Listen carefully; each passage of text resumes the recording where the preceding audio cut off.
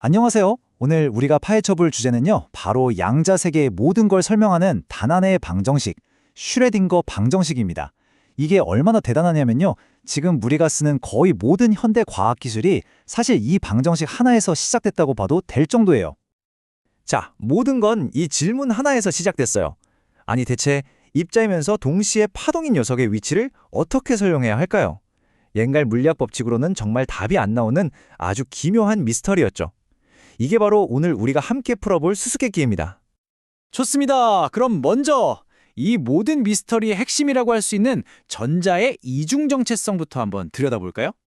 이 놀라운 아이디어를 처음 제시한 사람이 바로 루이 드 브로이라는 과학자였어요. 움직이는 모든 입자는 파동의 성질도 가진다. 이 가설 하나가 슈레딩거가 등장할 수 있는 무대를 딱 만들어준 셈이죠.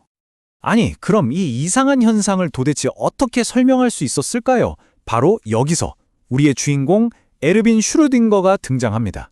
그리고 이 모든 걸 지배하는 단 하나의 방정식을 세상에 딱 내놓게 되죠. 네, 바로 이겁니다. 그 유명한 슈레딩거 방정식이죠. 와, 보자마자 수학기호 때문에 머리가 아프시다고요? 괜찮아요. 겁먹지 마세요. 이건 무슨 복잡한 계산 문제가 아니고요. 그냥 양자 세계를 위한 일종의 규칙서다. 이렇게 생각하시면 마음이 편해져요. 이 방정식이 어떻게 돌아가는지 궁금하시죠? 생각보다 간단해요. 딱 3단계입니다. 먼저 우리가 알고 싶은 원자 정보를 집어넣고요. 그 다음에 해밀토니안이라는 에너지 계산기를 한번 돌려줍니다. 그러면 짜잔! 하고 두 가지 아주 중요한 답이 튀어나와요. 그게 바로 파동함수랑 에너지입니다. 오늘은 이 두 가지 결과물이 대체 뭔지 한번 제대로 파헤쳐 볼 거예요. 자, 그럼 첫 번째 결과물부터 한번 깊게 들어가 볼까요? 바로 파동함수라는 건데요. 그리스 문자로 푸사이라고 써요. 대체 이게 뭘 의미하는 걸까요? 중요한 건 이 파동함수가 전자가 여기 있다 하고 딱 짚어주지 않는다는 거예요.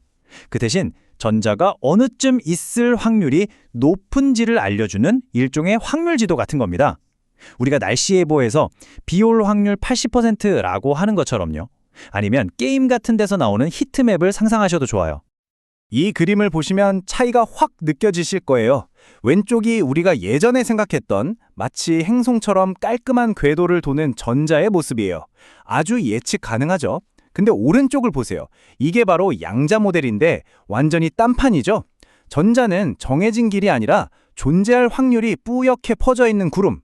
우리가 이걸 오비탈이라고 부르거든요. 바로 그 안에 존재합니다. 근데 여기서 끝이 아니에요. 이 파동함수라는 걸 수학적으로 풀어보면 단순히 뿌연 구름만 덜렁 나오는 게 아니거든요. 정말 놀랍게도 원자 안에 있는 모든 전자를 위한 아주 정밀한 주소 체계가 그 안에서 딱 드러납니다. 그리고 이 주소의 각 부분을 우리가 뭐라고 부르냐면 바로 양자수라고 불러요. 여기서 중요한 건 이 숫자들은 누가 그냥 이렇게 하자 하고 정한 게 아니라는 거예요. 아까 말했던 그 규칙서, 즉 파동함수를 풀었더니 자연스럽게 튀어나온 결과물이라는 거죠. 이 네 가지 양자수가 모여서 전자의 완벽한 주소를 만듭니다. 비유를 들어볼까요? 먼저 N은 에너지 레벨, 그러니까 어느 도시에 사는지 알려주고요. L은 오비탈 모양이니까 그 도시의 어느 거리인지, 그리고 ML은 공간 방향이니까 집 번호가 되겠죠. 마지막으로 MS는 전자의 고유한 스핀인데 이건 그 집에 사는 유일한 거주자라고 생각하면 딱 맞습니다. 자, 근데 이 주소 체계가 도대체 왜 이렇게 중요할까요? 바로 파울리 베타 원리라는 아주 중요한 규칙 때문입니다. 이게 뭐냐면요. 한 원자 안에서 이 네 가지 주소가 모두 똑같은 전자는 단 하나도 존재할 수 없다는 거예요. 마치 한 집에 똑같은 주민등록번호를 가진 사람이 둘일 수 없는 것처럼요. 바로 이 규칙 덕분에 원자 속 수많은 전자들이 엉키지 않고 아주 질서정연하게 자기 자리를 찾아갈 수 있는 겁니다. 좋습니다. 그럼 이제 슈레딩거 방정식이 우리에게 준 두 번째 선물, 바로 에너지 이야기로 넘어가 보죠.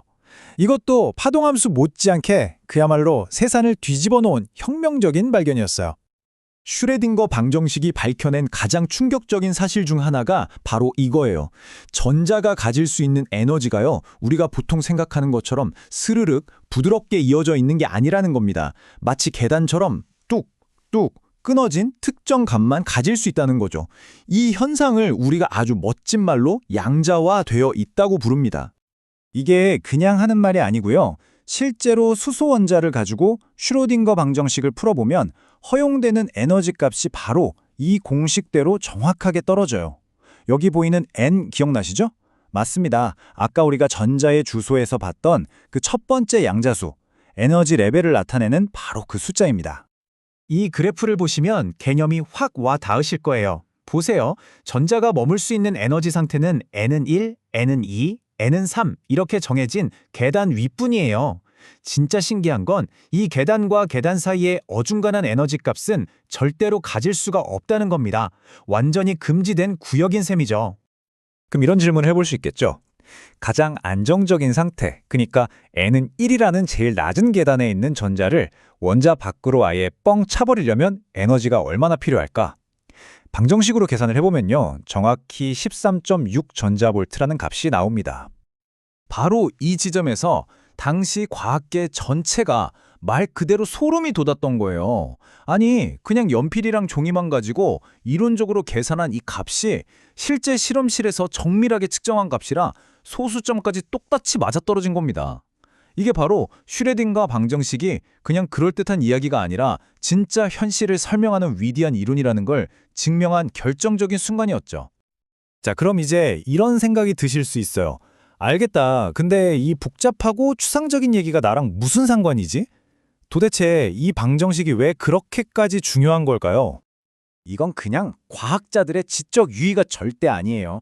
여러분이 지금 보고 계신 스마트폰 속 반도체, 우리가 먹는 약을 만드는 화학결합의 원리, 그리고 미래를 바꿀 양자 컴퓨터까지 현대 과학기술이라고 부르는 거의 모든 것이 사실은 이 슈레딩거 방정식이라는 거대한 주칫돌 위에 세워져 있는 겁니다. 결국 슈레딩거 방정식은 우리에게 명쾌한 답만 준 게 아니에요. 어쩌면 훨씬 더 거대하고 근본적인 질문을 던졌다고 할 수 있죠.